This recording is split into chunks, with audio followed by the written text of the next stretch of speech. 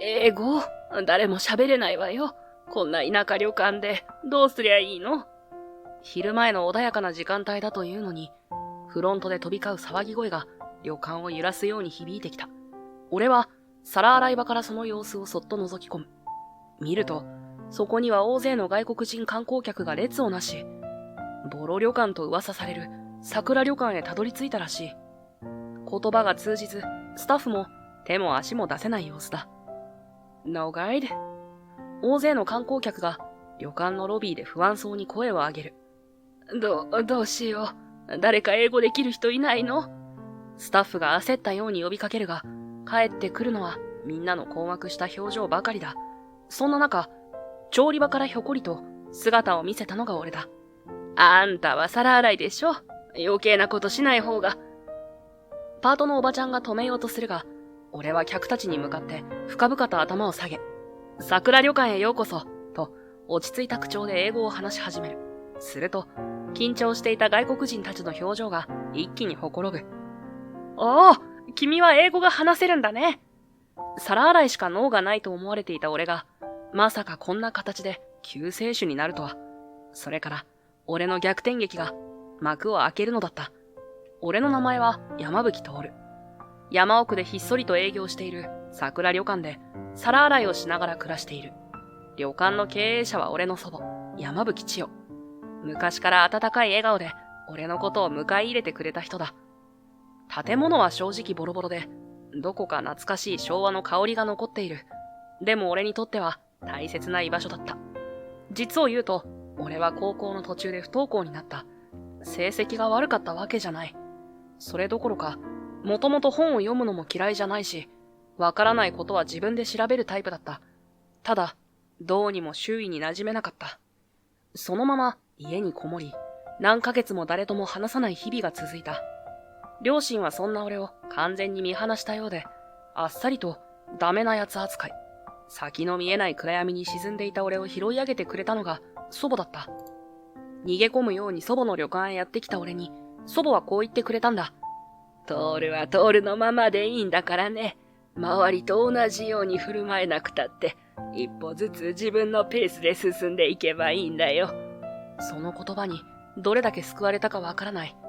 高校を辞めてからというもの、周囲は俺を不登校の厄介者扱いしていたし、実際に俺自身もそう思っていた。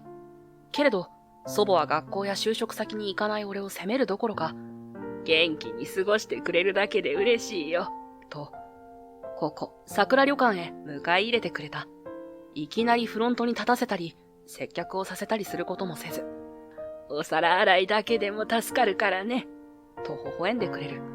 その優しさに報いたい気持ちが雑用を続ける原動力になっていた。もっとも、他のパートのおばちゃんたちの視線は少し違う。こそこそした声が聞こえてくることもあるし、どこか腫れ物に触るかのような距離感を感じるのだ。この小さな田舎町では、不登校で引きこもっていた俺の存在はすぐに噂になった。直接口に出して責められることはないけれど、その空気感は手に取るように伝わってくる。ある日も、皿洗いを終えて廊下を抜けてフロント前を通りかかったら、ちょうど宿泊客が俺に声をかけてきた。と言っても、何を言われたのか、とっさに反応できなくて、俺はただ突っ立ったまま、ポカンとしてしまった。すると、すぐ横にいたパートのおばちゃんの武井さんが、すっと前に出て、はいはい、こちらで受けたまわりますね。と、慌てた様子で客の対応に当たってくれた。そしてその後、俺に向かって少し申し訳なさそうに、でもどこか冷たい響きを混ぜた調子で言うのだ。トール君は表に出なくていいからね。その言葉はある意味で気遣いなのかもしれない。でも俺には、あなたは客前に立たないでという拒絶にも聞こえた。みんな面と向かっては何も言わないけど、俺が不登校でここにただ厄介になっているだけの存在だと思っている。そう感じてしまう自分がいる。だけど、それでも祖母だけは変わらずに支えてくれる。トールはトールのままでいいんだからね。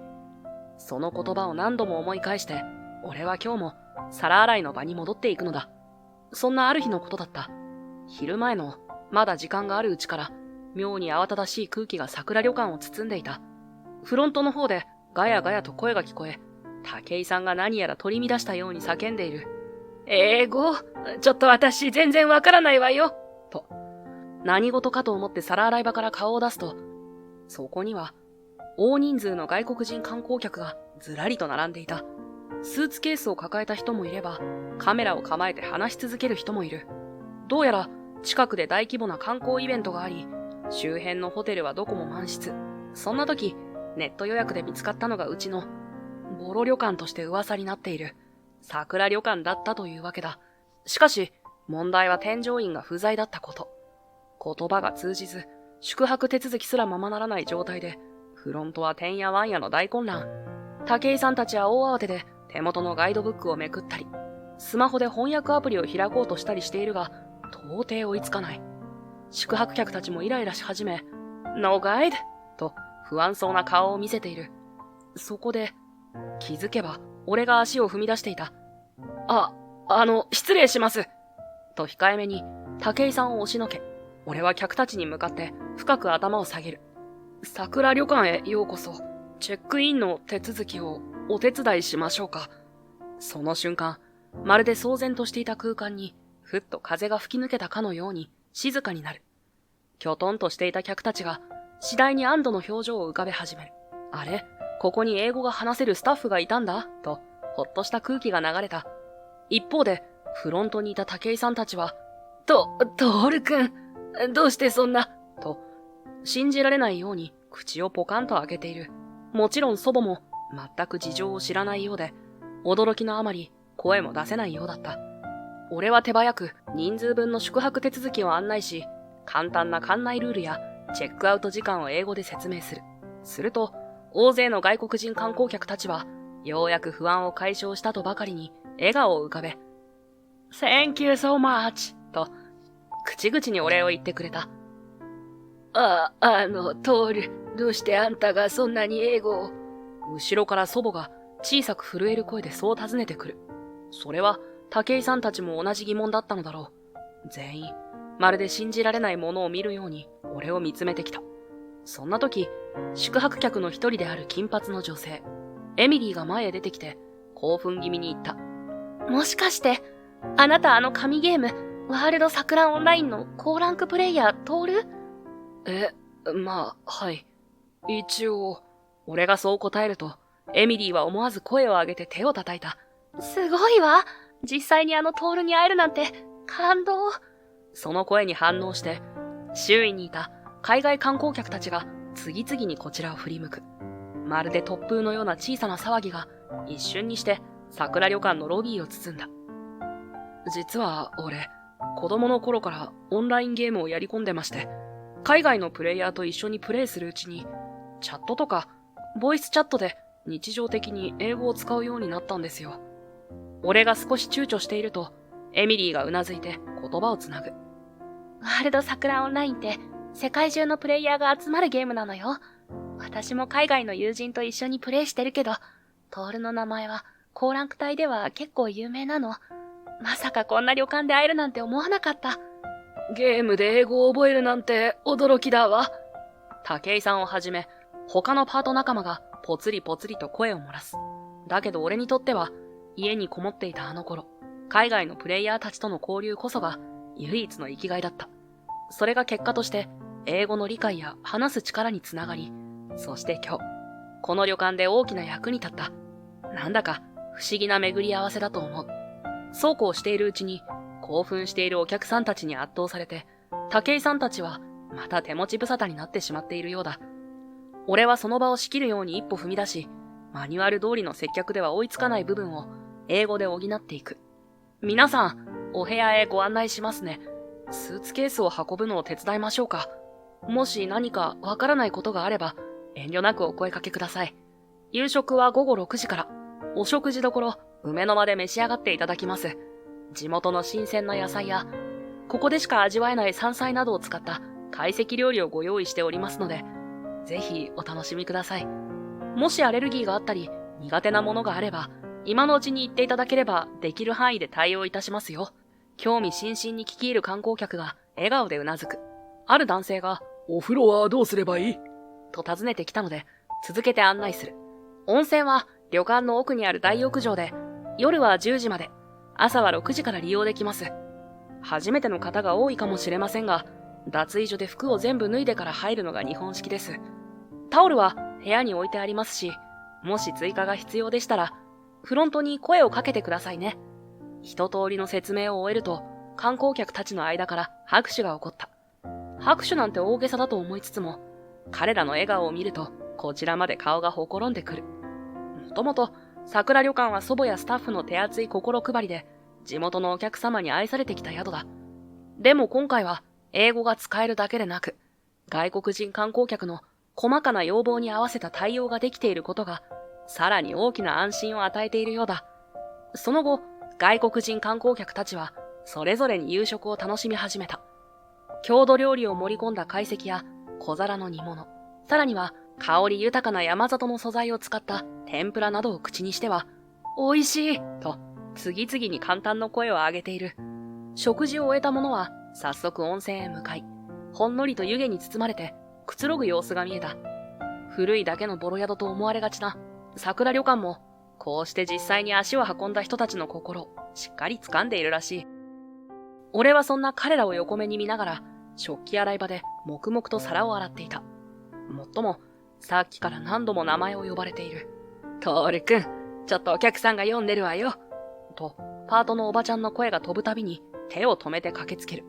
すみません。明日の朝食の時間を変更できるか聞いてくれませんか？お風呂の使い方がわからないって言ってるんだけど。そんな細かな要望が出るたびに、俺は前掛けを外して廊下へ出る。英語で要件を聞き取り、旅館のルールや日本の習慣をできるだけ丁寧に説明する。すると、外国人観光客たちは安心したように微笑み、ありがとう、助かったよ、と何度も頭を下げるのだ。そんなやりとりが何度も続いたある時、ふと視線を感じて振り返ると、武井さんが少し離れたところで俺をじっと見つめていた。いつもは割とドライな物言いをする人だけに、どんな言葉が飛び出すのかと少し身構えたが、武井さんの顔にはむしろ柔らかな表情が浮かんでいた。すごいわね、トールくん。こんなにお客さんの要望に応えられるなんて、さっきからずっと見てたんだけど、本当に助かってるわ。意外な言葉に、俺は一瞬言葉が出てこない。悪かったわね。今まで、正直不登校だったって聞いてから、どうせ何にもできない子なんだろうなって思い込んでた。表に出ない方がいいって私も言っちゃったし。でも、あんたは本当はすごい子なのに、その機会を奪ってたのは、私たちの方だったのね。武井さんは申し訳なさそうに目を伏せて、それから深く頭を下げる。まさかこんな風に謝られる日が来るとは思わなかった俺は、少し照れくさくて、どう返せばいいのかわからなかった。いえ、俺も大して役に立ってなかったですし、皿洗いだけしてればいいって思ってたんで。いいのよ。そういうこと言わなくても。でもほんとすごいわね。英語もペラペラ話せるし、あんなに難しそうな説明をスラスラしてるんだもん。旅館の評判が変わるかもね、これ。武井さんがくすっと笑って顔を上げる。その目には、もはや俺を厄介者として見る色はなかった。今まで腫れ物に触るようにしていたのとはまるで違う。ちゃんと桜旅館の一員として俺を認めてくれるような、そんな優しさを帯びている。俺はありがとうございますと頭を下げながら、ほんの少し胸が熱くなるのを感じていた。誰かに認められるというのは、こんなにも嬉しいものなのかと改めて思った。最近まで不登校だのなんだのと後ろ指を刺されることが多くて、まともに人から評価されるなんて想像すらしていなかったから、なおさらだ。その夜、帳場周りの仕事や食器洗いが一段落し、ようやくほっと一息ついた頃、不意にエミリーが近寄ってきた。金髪を軽く祝い直しながら、どこか照れくさそうに切り出す。ねえ、トール。もし時間があったら、一緒にゲームをやりませんか？あなたのプレイスタイル、実際に見てみたいの。俺は予想外な言葉に少し驚きつつも、素直にうなずく。さっき彼女は、俺のワールド桜オンラインでの腕前を知って興奮していたし、俺自身もこの旅館で共通の話題を持てる仲間ができるなら、嬉しいと思ったからだ。じゃあ、ちょうど今、仕事があらかた片付いたんで大丈夫です。あまり広いスペースじゃありませんけど、一緒にやりましょうか。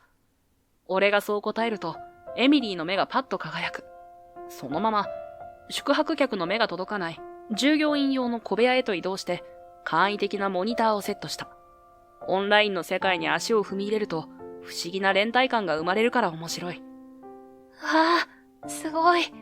ゲーム画面の操作が早いし、状況判断が的確すぎるわ。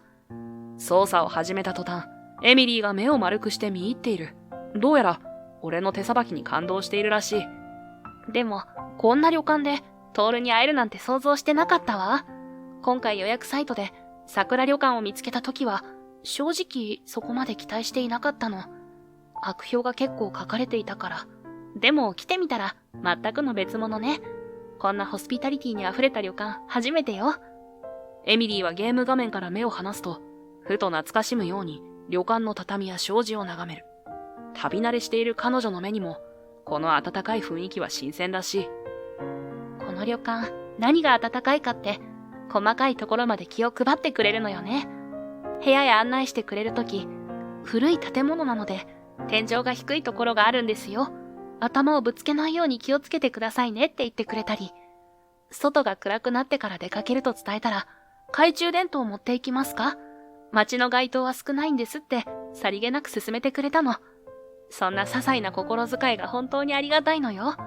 ネットでは、ボロい、不便だとか言われていたけど、実際に来てみると、そこがむしろ人の温かさを感じる要素になっているの。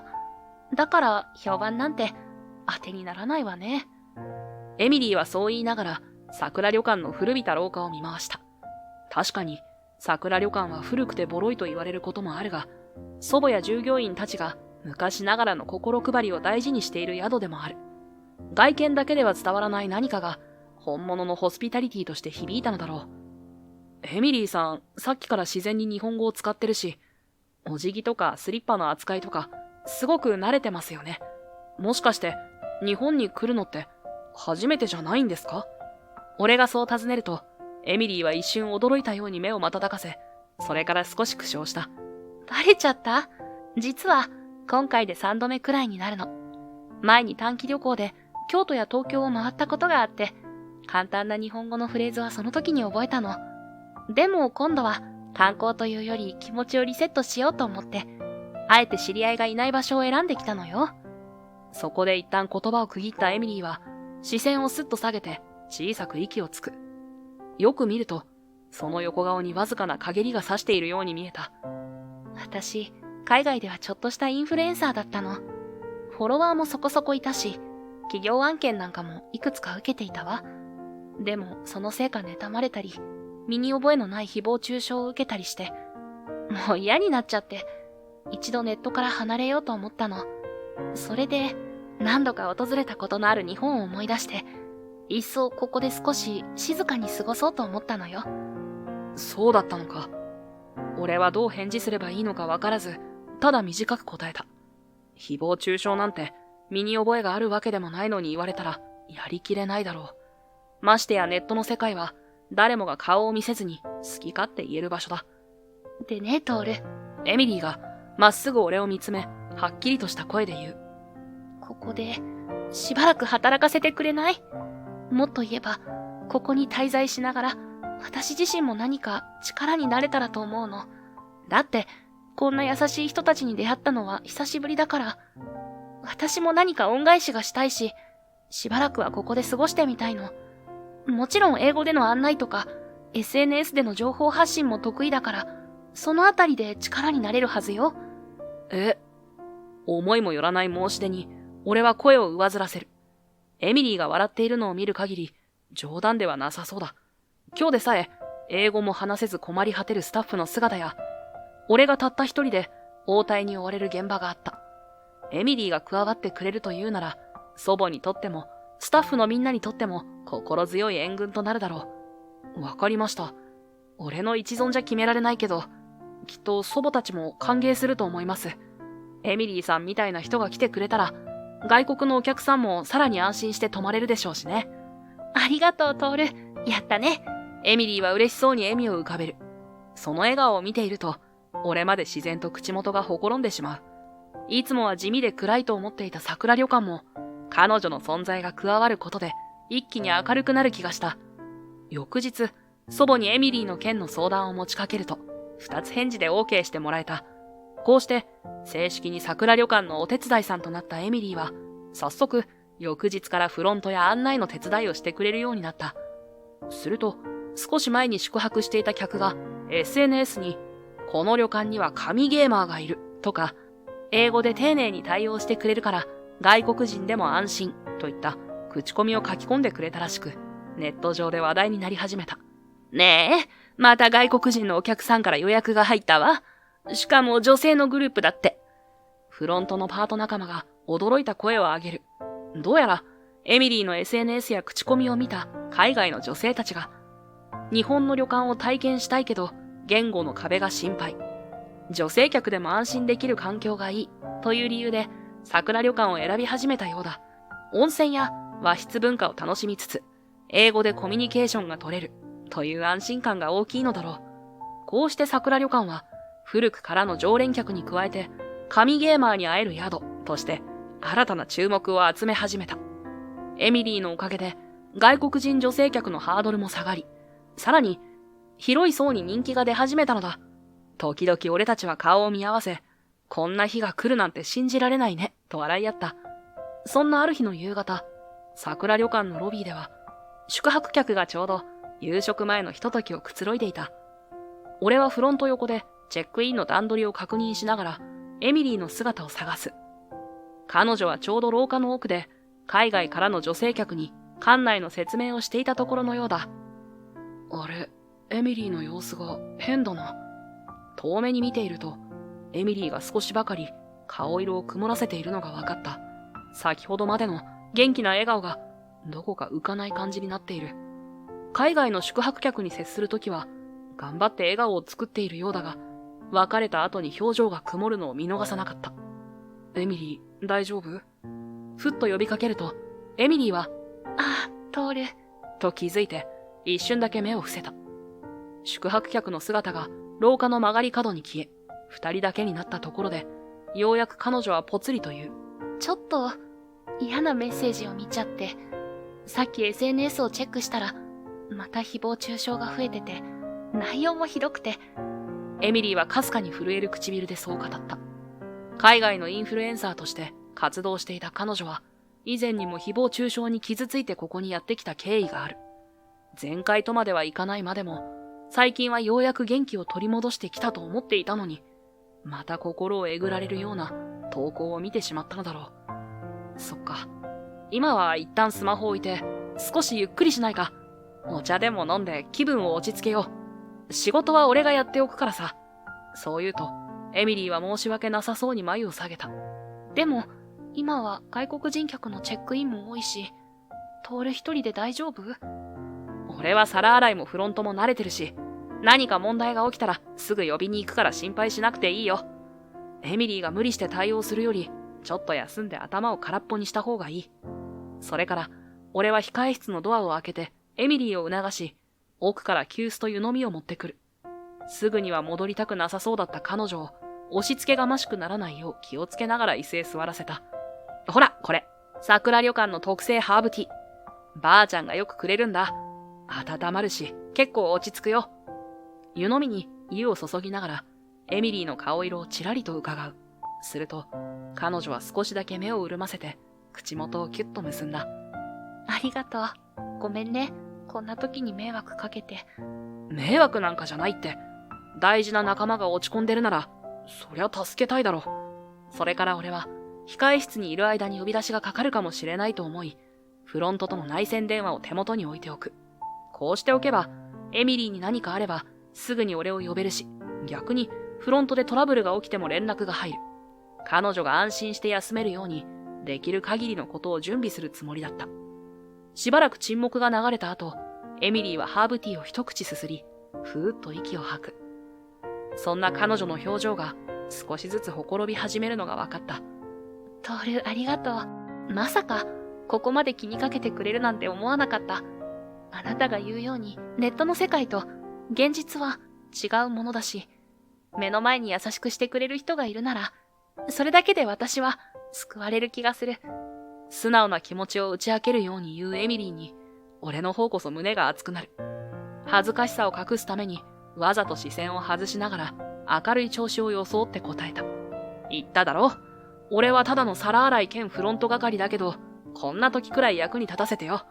こっちこそ、エミリーには随分助けられてるし、英語が通じる人がいてくれるだけで、旅館も大助かりなんだから。すると、エミリーはクスッと笑って湯飲みを置いた。少し潤んだ瞳で俺を見上げる。ほんと、あなたと出会えてよかった。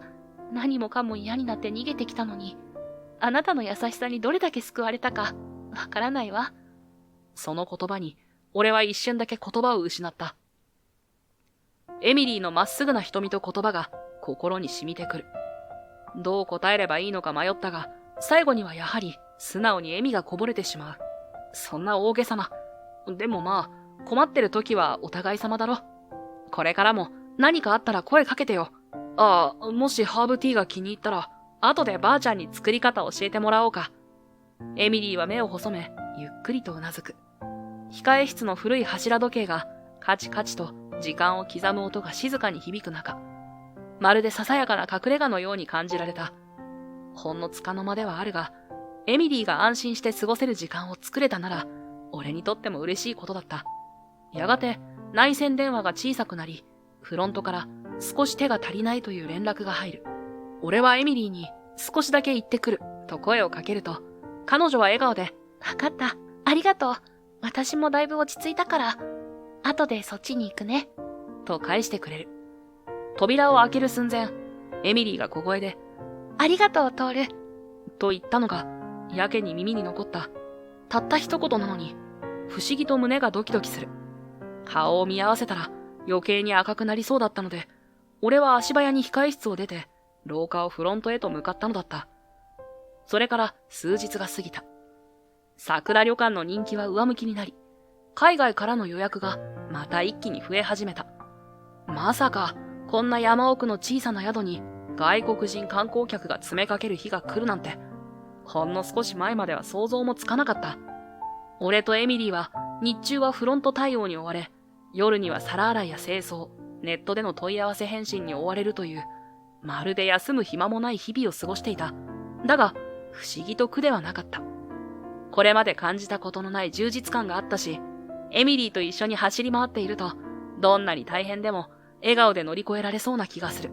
そんな矢先のこと、突然、ネット上で、桜旅館はサービスも設備も低レベルだ、という書き込みが相次ぎ始めたのだ。海外の口コミサイトでも、急に低評価がつき出し、伝統的な日本旅館とか言ってるけど、ただのオンボロだ。英語対応なんてほとんどできない、など、明らかに事実とは異なる内容が広がっていくのが分かった。最初は、また嫌がらせが始まったのかな、と半信半疑だったが、気づけば書き込みの数は日を追うごとに増えていく。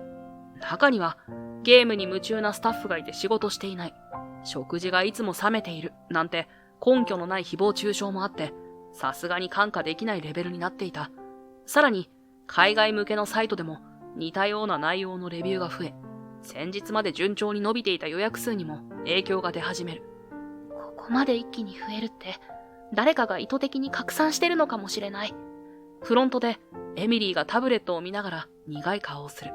数日前に彼女が受けた誹謗中傷よりもさらに大規模な動きのようだ。あからさまに悪意を持って書かれてる。しかも内容が事実とまるで違う。それになぜか感動ホテルチェーンの比較広告ばかり目立つわ。エミリーが呆れたように告げる。俺はその言葉を聞き、心のどこかでやっぱりかと思わざるを得なかった。感動ホテルチェーンは、俺の父が経営する大手のホテルグループだ。最近は海外からのインバウンド需要を取り込もうと、派手な格安プランを打ち出しているという噂は聞いていたが、まさかここまであからさまに客を奪いに来るとは。日を追うごとに桜旅館の予約キャンセル数は増え続けた。定期的に海外からやってきていたゲーマー客も、口コミを見て少し心配になったと連絡をよこすようになる。ネットの情報は一度広まると取り返しがつかない。それは俺自身、エミリーの話を聞いても十分に理解している。そんなある夜、祖母が重い口を開いた。このままじゃ、うちの旅館はやっていけないかもしれないね。昔からうちはお客さん相手に地道におもてなしをするしか取り柄がなかったけど、大きなホテルの構成に耐えきれる財力はないよ。祖母の表情は厳しいが、どこか吹っ切れたようにも見える。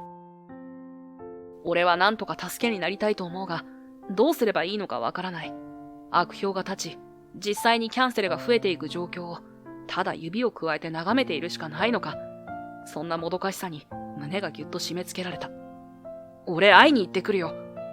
思わず口をついて出た言葉に、祖母はハッとした顔をする。大丈夫かい。相手は感動ホテルチェーンを率いる人たちだよ。大丈夫じゃないかもしれない。でも、当たって砕けろだよ。このまま黙っていたら、桜旅館は本当に潰れちゃう。祖母は心配そうにこちらを見つめながらも、俺の決意を感じ取ったのか、そっとうなずいてくれた。その視線を背に受け、意を決して部屋を出たところで、後ろからエミリーの声が響く。トール、ごめん、ちょっとだけいい？真剣な面持ちのエミリーは、小走りで近づくと、小さく息をついた。トール、お父さんに会いに行くのに、どうしてそんな顔してるの？親子なんだから、話し合いくらいは簡単にできると思ってたんだけど。その素朴な疑問を受け、俺は思わず苦い笑みを浮かべる。父さんは、感動ホテルチェーンのオーナーで、利益のためなら何でもやる人なんだ。母さんも同じ。二人が、桜旅館を潰そうとしてる張本人かもしれない。もし本当にそうなら、簡単な話し合いで済む相手じゃないよ。それは。エミリーは息を飲み、言葉を失ってしまう。そんな彼女を横目に、俺は小さくうなずいて続けた。親子だろうが関係ないんだ。あの人たちにとって、桜旅館は邪魔な存在なのかもしれない。でもなんとか止めたい。ばあちゃんが守ってきたこの旅館を、こんな形で終わらせたくないから。言葉を紡ぐうちに、胸の奥から嫌な震えがこみ上げてきた。両親の姿を思い出すたび、どうしても、あの息苦しい日々が蘇ってしまう。俺が不登校になったのも、結局は、親の英才教育が原因なんだ。感動ホテルの跡取りとして、子供の頃から勉強も礼儀作法も徹底的に叩き込まれた。テストの点が少しでも下がると追求されて、部活や友達付き合いもろくにできなかった。そんな毎日に耐えられなくなって、逃げるようにゲームにのめり込んだよ。最終的には学校にも行けなくなって。あの時父も母も俺を責め立てるばかりだった。不登校、落ちこぼれ、厄介者。彼らのそんな態度が今でもトラウマのように残っている。思い出すだけで体の奥が震える。肩がこわばっているのを自分でも感じるほどだ。エミリーはそんな俺の様子に気づいたのか、そっと手を伸ばしてくる。そして、ぎゅっと優しく握りしめながら、まっすぐな瞳で微笑んだ。私も一緒に行くわ。あなた一人で行かせるのは心配だし、それに、私自身も感動ホテルがしていることに納得がいかないもの。もし話すチャンスがあるなら、私からも言いたいことがあるわ。でも、俺は戸惑いを隠せなかった。両親の前にエミリーを連れて行って、彼らがどう出るかは予想がつかない。けれど、エミリーは強い意志を宿した眼差しで首を振る。トール、あなたはここを守りたいんでしょ？だったら、私にもできることはあると思う。両親と向き合うのが辛いなら、なおさら私に頼ってよ。私が英語の誹謗中傷がいかに影響力を持つか、海外の人がどういう視点でネット情報を信じるか、しっかり説明してあげるから。エミリーの手のぬくもりが固まった俺の心を少しずつほぐしてくれる気がした。祖母をはじめ、桜旅館のみんなが繋いでくれた思いを、ここで諦めるわけにはいかない。母と父、感動ホテルチェーンを率いる両親に、なんとか話をして、旅館を潰そうとするのをやめさせなきゃ。わかった。一緒に来てくれるなら心強いよ。そう言うと、エミリーはにっこりと微笑んで、まだ繋いでいた俺の手を軽く揺らした。まるで、これから先に起こる困難を一緒に乗り越えるために、二人で歩調を合わせようとしてくれているかのように。そして翌日、エミリーと一緒に、俺は感動ホテルチェーンのオフィスへ向かった。母がいるはずだと聞いて、事前の連絡もろくに取らずに強行する形ではあったが、祖母の旅館を守るためには、どうしても直接、話をしなければならないと思ったのだ。オフィスビルの入り口で受付を済ませ、通されたのは、広々とした応接室だった。ガラス張りの壁からは都心のビル群が見下ろせる。高級ホテルのようなカーペットとソファーが並び、無機質な空気が漂っている。少ししてドアが開き、母が姿を現した。スラッとしたスーツにハイヒール。相変わらず隙のない雰囲気をまとっている。俺を見ると母は驚いたような顔をしたが、すぐに冷めた表情に変わった。トール、どうしてこんなところに来たの？その言い方だけで自分が歓迎されていないのは痛いほどわかる。けれど今は退くわけにはいかない。エミリーが背中を押すように小さくうなずくのを感じ、俺は一歩踏み出した。母さん、桜旅館を潰そうとするのはやめてくれ。あそこはばあちゃんが大切に守ってきた場所なんだ。わざわざ悪評を広めなくても、もっと穏やかに共存できる方法があるだろう。母は小さく鼻を鳴らすようにしてソファーに腰掛ける。まるで何を言っているんだかという態度だった。ビジネスなのよ。旅館を守りたいならもっと経営努力をすればいい。大きなホテルの構成に耐えられないのは実力不足だし、インバウンド狙いならなおさらうちのチェーンに勝てるわけないでしょ。母の口から返ってくるのはまるで冷たい理論だけ。俺が切実に思いを伝えようとしても、母は仕事として割り切っているように見える。胸が苦しくなったけど、ここで引き下がるわけにはいかない。そんなのわかってる。でも、桜旅館は昔ながらのおもてなしを大事にしてるんだよ。ばあちゃんやスタッフみんなが手作りで、一人一人の客を大切に迎えて、そりゃ規模は小さいかもしれないけど、潰すなんてひどいだろ。ネットで誹謗中傷まで流して。すると、母が眉を潜める。誹謗中傷？私は何も指示していないわよ。感動ホテルチェーンが格安プランを打ち出すのは当然のビジネス戦略でしょ。でも、あなたが言うような低レベルな嫌がらせをするなんて、私は聞いてない。エミリーが一歩前に出る。まっすぐ母を見据え、はっきりと言った。桜旅館には最近、英語を含む誹謗中傷が相次いでいます。しかもタイミング的に、感動ホテルチェーンが格安プランを打ち出し始めた時と重なってるんです。私も海外の SNS を見ていますけど、明らかに組織的な意図を感じる内容。ビジネスというにはやり方が卑劣すぎます。英語、誹謗中傷？母はそこで初めて動揺したような顔を見せた。どうやらネット工作の具体的な内容までは掴んでいなかったらしい。うちは今、インバウンドを最重点にしてる。外国人観光客の誘導のためなら、多少の誇張は仕方ないと思ってたけど、そんな中傷が起きてるなんて、私は聞いてないわ。母の声にわずかに困惑が混じる。仕方ないなんて言わないでください。エミリーがさらに声を強める。ネット上の悪評がどれほど大きな影響を及ぼすか、あなたは本当にわかっていますか？人の人生がかかってるんですよ。実害が出たらもう取り返しがつかない。こんなやり方間違ってます。母は言葉を失ってしまう。俺はさらに追い打ちをかけるように言った。母さん、本当にこれでいいのか？ばあちゃんの旅館を潰したら何を手に入れるんだ？何を手に入れるんだ？桜旅館は母さんの生まれ育った家だろ。どうしても感動ホテルを大きくしたいなら、せめて誹謗中傷をやめてくれよ。こんなの卑怯だ。母の目が揺れる。だが、しばらくすると、硬い表情を取り戻し、ソファーから立ち上がった。私に言われても困るわ。でもこう言っちゃなんだけど、ビジネスは甘い世界じゃない。もう少し冷静になりなさい。誹謗中傷されている。それがあなたたち本来の姿なんじゃないの？それを私たちのせいだって言われても困るのよね。そんな言いがかりばかりつけるなら帰ってちょうだい。私も暇じゃないのよ。母はまるで用なしとでも言うように手を振り払うような仕草を見せ、無言で書類をめくり始める。まるで、この場はもう終わり、と言わんばかりの態度だった。俺はその場を後にしながら、複雑な思いに揺れる胸を抑えつつも、エミリーと二人でエレベーターに乗り込んだ。ドアが閉まる直前、エミリーが小声で俺に尋ねる。ねえ、あの人、本当にあなたのお母さん？俺は苦笑しながら肩をすくめるしかなかった。昔から厳しい人だったよ。俺が不登校になった時もすごく冷たかった。父さんも母さんもとにかく利益第一主義。少しでも期待に応えられないと出来損ない扱いされて。あの家には正直、戻りたくないって思ってる。エミリーは、俺の手をぎゅっと握ってくれた。逃げたっていい。あなたと同じように私も、誹謗中傷から逃げてここまで来た。逃げちゃいけない場面もあるけど、時には逃げることだって大事だと思う。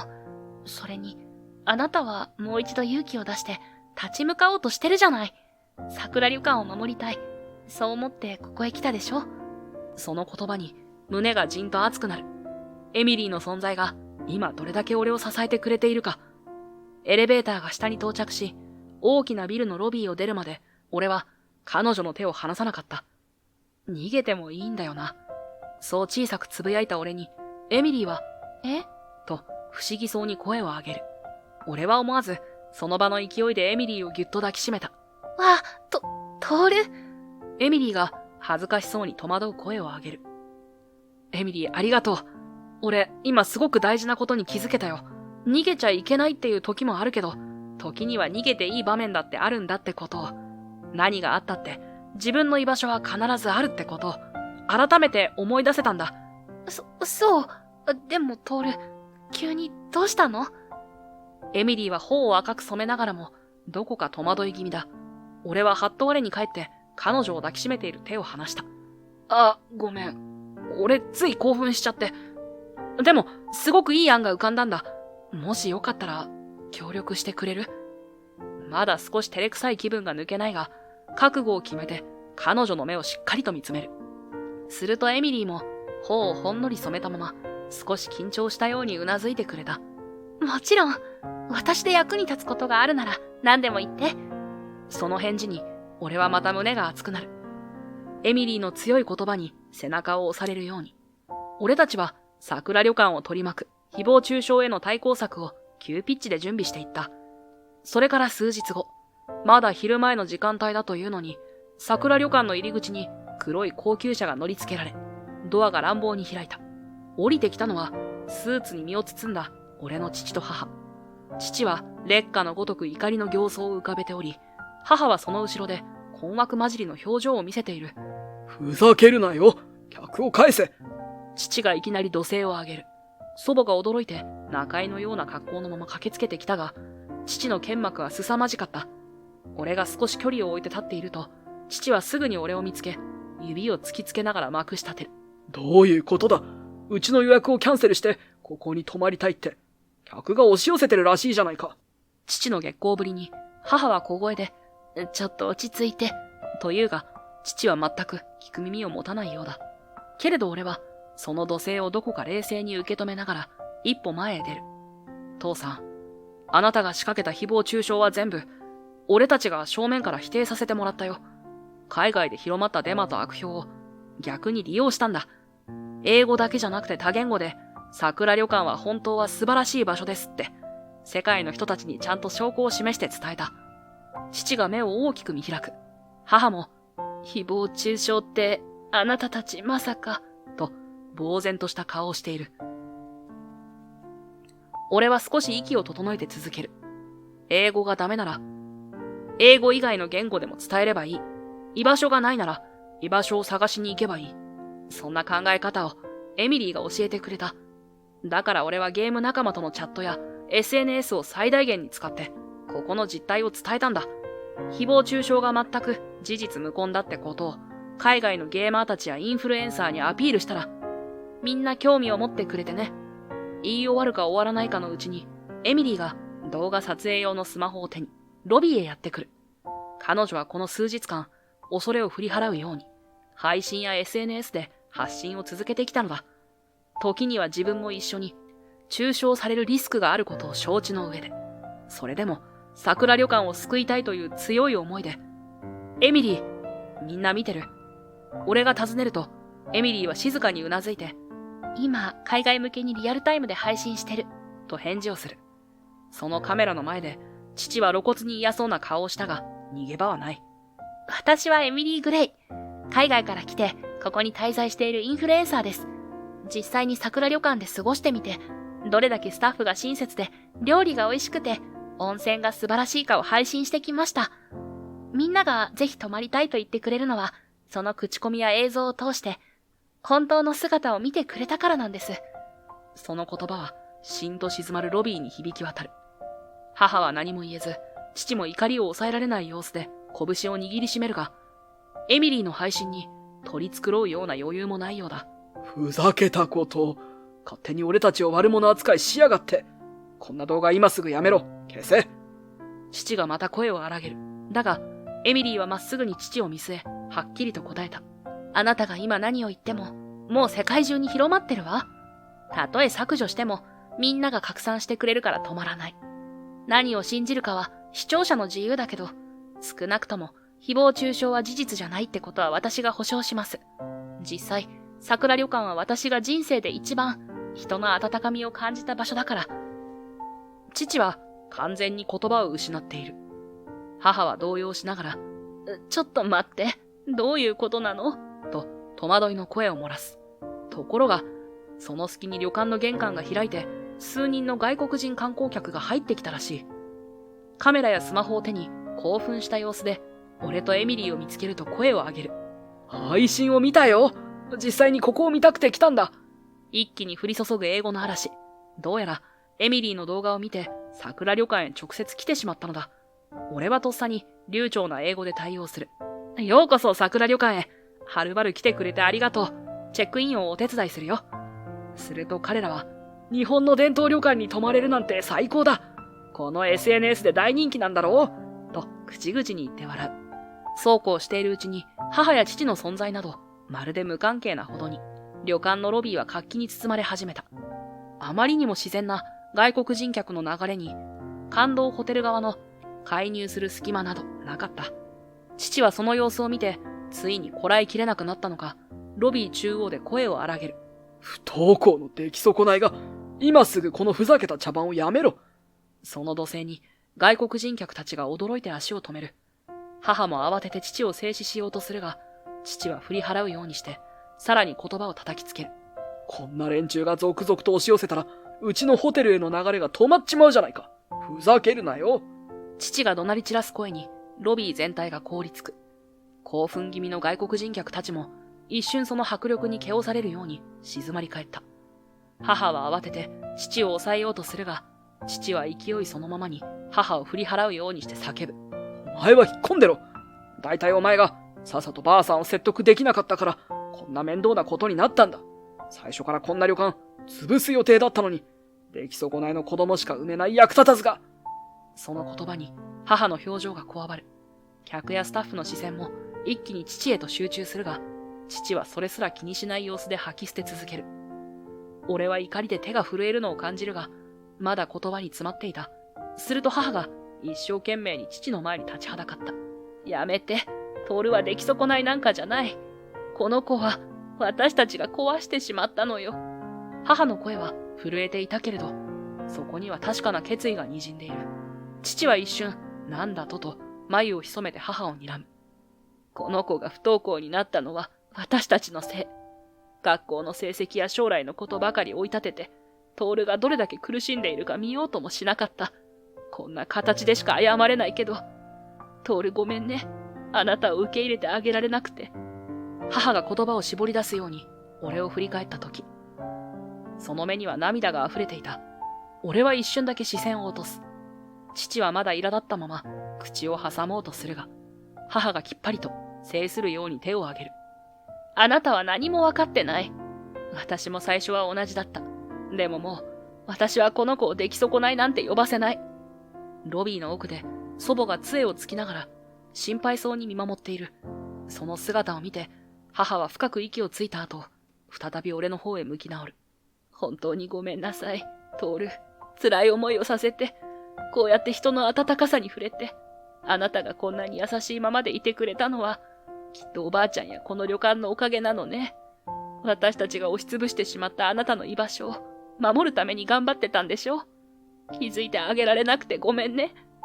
母の方を伝う涙が俺の胸を締め付ける。言葉にならない感情がこみ上げてきて、気づけば俺の目にも熱いものがこみ上げていた。母さん、いいよ。分かってくれたならそれでいい。俺も今まで母さんとちゃんと向き合ってなかった。ごめん。そこにようやく祖母が歩み寄り、そっと母の背に手を置く。祖母の瞳にも涙が滲んでいて、優しく母の頭を撫でた。そんな光景を前に、父が顔をしかめて、さらに何かを言いかけるが、母は背を向けるように首を振り、声を震わせながら言い放つ。もうあなたにはついていけない。私たちをこれ以上踏みにじるなら、もう勝手にすればいいわ。桜旅館を潰すなんて、私には賛成できないし、徹も絶対に守ってみせる。父は、くそっと吐き捨てて、そのままきびすを返した。去り際の足音が廊下に響き渡り、旅館のロビーにはしばし、重い沈黙が落ちる。けれど、その直後、母が震える指先で、俺の手を握りしめる感触が伝わってきた。ありがとう、徹。それから本当に、ごめんなさい。私、あなたがいてくれるだけで救われる。もう一度、一緒にやり直してくれないかしら。母が震える声でそう言い切ったとき、俺は胸の奥からこみ上げてくる何かをこらえきれず、ただ黙って小さくうなずくことしかできなかった。子供の頃から望んでいた言葉をこんな形で聞くことになるなんて思いもしなかったからだ。母の目には溢れそうな涙がうっすらと光っている。すると、温かい拍手が起こった。ロビーはまるで感動の渦に包まれたようになった。母はその拍手に気づいて、はっとしたように周囲を見回す。そして、恥ずかしそうに。けれど、どこか安堵したように微笑んで頭を下げた。さあ、これでようやく一段落だね。ばあちゃんが、くしゃくしゃに泣き顔を歪めながら、明るい声で言う。うん。母はもう、声にならないほど涙を流していた。エミリーがそっと横に立ち、軽く俺の肩を叩くようにして、微笑んでくれた。それだけで、悲しみや戸惑いとは違う、新しい希望が湧いてくる。桜旅館のロビーには、今確かに、家族がもう一度始まりを、やり直すための静かな祝福が広がっていた。それから数日後、エミリーはネットでの影響力を活かし、世界中の視聴者に向けて、感動ホテルチェーンが桜旅館に対して行ってきた悪質な誹謗中傷や妨害工作の真相を英語で実況付きで発信した。動画には、父が旅館を見下す発言をしている様子などが克明に映し出され、海外の視聴者からはありえない行為だと一斉に批判が巻き起こる。さらに、エミリー自身の配信をリツイートする形で多くのインフルエンサーが次々と拡散し、感動ホテルチェーンの株価はみるみるうちに暴落。会社の評判は地に落ち、父は業界からの信用を失う形になった。その後、母は改めて父との離婚を決意し、正式に手続きを進めることを宣言した。長年、父のやり方に疑問を抱きながらも踏み切れなかったのは、母自身が家族としての責任を重く受け止めていたからかもしれない。それでも離婚に踏み切れたのは、海外の誹謗中傷を流していたのが父の仕業だったと知ったからだという。私、あの人が裏でそんな卑劣なことをやってるなんて想像もできなかったの。格安プランで攻めるくらいならまだわかる。でも、桜旅館の評判を落とすために英語で誹謗中傷を。そんなやり方、本当に許せない。そうして、母は桜旅館に戻ってきた。祖母と和解し、俺ともようやく親子として向き合いながら、これからの旅館経営を支えていきたいと申し出てくれた。俺たちも大歓迎だ。母が大手ホテルで培ったノウハウや実務の手腕があれば、桜旅館をもっと盛り上げることができるかもしれない。実際、旅館はすでに大きな変化の真っ只中だった。世界中のゲーマーたちが交流できる日本旅館としての新しいコンセプトを掲げ、拡張、改装を進めることになったのだ。和室には高速 Wi-Fi 設備が整えられ、夜になると大広間でオンラインゲームのイベントが開かれる。神ゲーマー徹と遊べる宿として瞬く間に話題になり、海外からの予約が押し寄せるようになった。俺自身は桜旅館の海外向け PR 責任者として正式に動き出し、昼は多言語対応や新企画の準備に奔走し、夜は相変わらずゲームで世界中の人とつながりながら情報発信を続けている。母が運営面をサポートしてくれ、祖母が昔ながらのおもてなしの精神を守り続けてくれるおかげで、旅館は日々パワーアップしているように感じた。そんなある夜、ロビーが落ち着いて静まり返った頃、テーブルに資料を広げて、エミリーと明日のプランを話し合っている最中だった。トール、ちょっと大事な話があるんだけど。突然、深刻そうな声色でエミリーが切り出す。いつものひょうひょうとした雰囲気とは明らかに違う。何？エミリーは唇をキュッと結んだまま、言葉を探すように視線を落としている。だんだん胸がドキドキしてきて、鼓動が耳にまで響くようだ。私、もうすぐこの旅館を出るね。え？その言葉に心臓がぎゅっと握りつぶされるような感覚を覚える。するとエミリーはこちらをちらりと見上げながら困ったように微笑んだ。今までありがとう。トールに会えて本当によかった。まるで地面が崩れ落ちるような衝撃だった。いや、俺の方こそ、エミリーに会えてよかったよ。だけど、それって、何か俺しちゃったのかな？もし原因があるなら直すから、ここにいてくれないか？エミリーがいなくなるなんて全然考えられないんだよ。離れて暮らすなんて。一気に思いの丈をぶつけながら、自分でも混乱しているのが分かった。頭の中がぐるぐるして、まともに呼吸さえできていない気がする。エミリーは苦笑いしながら、俺の焦った顔を見つけた。トール、ちょっと落ち着いて。何か勘違いしてない？私がここを出るのは、あなたがどうとかじゃないの。ビザが切れるのよ、もうすぐ。ビザ？思わず間の抜けた声を返してしまった。エミリーはうんとうなずき、困ったような笑みを見せる。ビザの期限がもうすぐなの。もう少しでその期限になっちゃうから、一度アメリカに帰らないといけないのよ。家族や友達にも元気になった私を見せたいしね。エミリーがそう口にすると、俺は胸がギュッと締め付けられるような寂しさを覚える。それはそうだよなと、頭では分かっていても、ついこのまま会えなくなったらどうしようと不安を感じてしまう。そっか。でも、もしそこで何かあったら、もうエミリーと会えないのか、なんて。するとエミリーは耐えきれないというようにクスクス笑い出す。ごめんね、トール。さっきのあなたの慌てぶりが面白くって。だって、そんな言い方されたら、誰だってびっくりするだろ。確かにね。焦ってくれて嬉しかったよ。エミリーは冗談めかしてウインクしてみせる。こちらは顔が熱くなるのを感じて目をそらすしかない。それに、次は結婚してずっとここにいようかなって考えてる。ビザの期限なんて関係ないくらい長く住むには、そういう手もあるでしょ？さらりと出た結婚という言葉に心臓が大きく跳ねる。まさかこんな形で聞くとは思わなかったので、思考が一瞬停止してしまう。それって。冗談半分本気半分かな。まだ先の話だけど、選択肢としてはありでしょ？考えといてよ。私が戻ってくるまでに結婚プランとかちゃんと練っておいてくれたら最高ね。おどけた調子で笑うエミリーの横顔を見つめながら、俺は胸の奥から熱く込み上げる何かを感じた。それから俺とエミリーが結婚するのは1年後のことだ。今まで逃げだったゲームがこうして俺と世界をつなぐ武器になるなんて思いもしなかった。桜旅館はまだボロ旅館だと言われるかもしれないが、家族やエミリーと一緒に歩む道は確かなぬくもりと手応えに満ちている。いつか世界中のゲーマー仲間たちが大集合して一晩中プレイしながら日本の文化を楽しむ。そんな夢を描きながら、俺は今日もネットの世界へ声を届けていくのだ。